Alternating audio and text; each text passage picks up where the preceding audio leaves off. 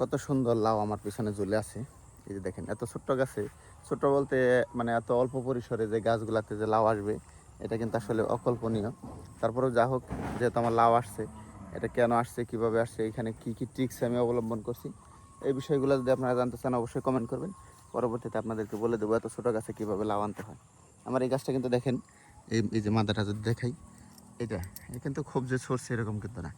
এই জাস্ট এই পর্যন্তই।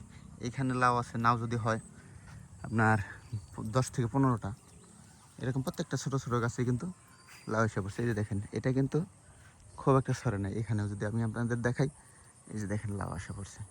তো এরকম প্রত্যেকটা গাছেই আলহামদুলিল্লাহ আল্লাহর রহমতে লাউ এসে পড়েছে।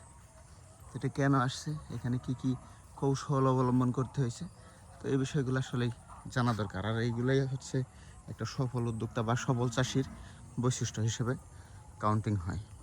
আপনি গাছ লাগায় রাখলেন, সেখান থেকে ফল আসলো না, খরচ করলেন, পরিশ্রম করলেন, তো এটা কিন্তু একটা সফলতা না। আপনি গাছ লাগাইছেন, সেখান থেকে পর্যাপ্ত পরিমাণ ফল আসছে, এটাই হচ্ছে আপনার চাষির সফলতা। তো ধন্যবাদ সবাইকে, আশা করি বিষয়টা বুঝতে পারছেন।